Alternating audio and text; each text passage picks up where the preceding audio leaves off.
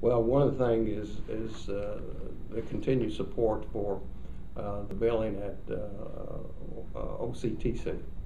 That's been promised years and years and years, and we have to continue to move forward to get that. That school does an excellent job, and it has shown that it is progressive and meets the needs of our community.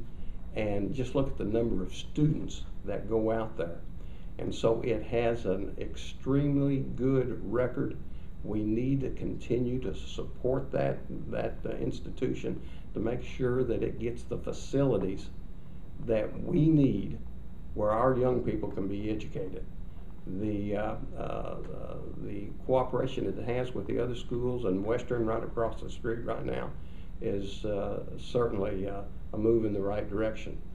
Also, the I-69 corridor, we need to be heavily involved in that because that's going to have an impact on us in the future. It's very important that that corridor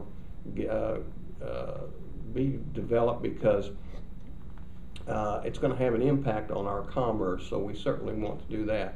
I have to tell you that I am concerned over the fact that over the past several years that our state legislature has not stepped up and done anything with the state pension plan.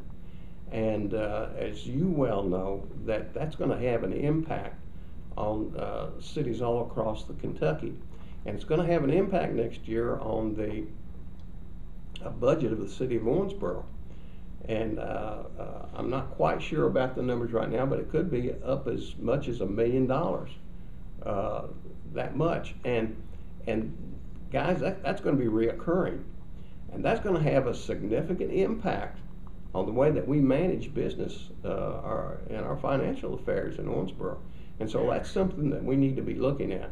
And unfortunately, our state legislatures have not stepped up and bitten the bullet and taken a hard look on what needs to be done on that.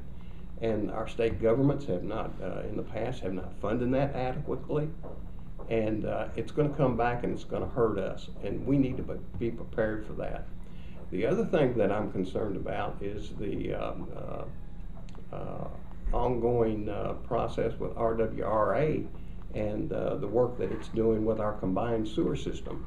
And what the EPA can do to us if they deem that we're not meeting their criteria. And over the last several years, this community has done a lot of work on its combined sewer systems with its processing plants and the way that we control our runoffs. And this could have a significant impact on our budget if EPA comes back and says that we're not meeting the requirements of their laws. This is something that we're going to have to get on top of. We've been working on it for a year now. Stay on top of it because this could also have a significant impact on our budget. John, this is obviously we're talking about the city commission here, and I don't want to stray too far away from that, but it is election season, and as you know, what the federal government does affects states, and what the state does affects local governments. You talked a little bit about the retirement pension problems and the fact that the legislature hasn't done anything about that.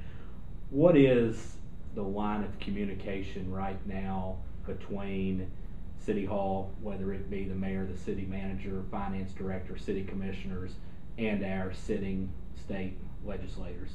We're real fortunate in the fact that we have legislators legislators that meet and have lines of communication with the city commission.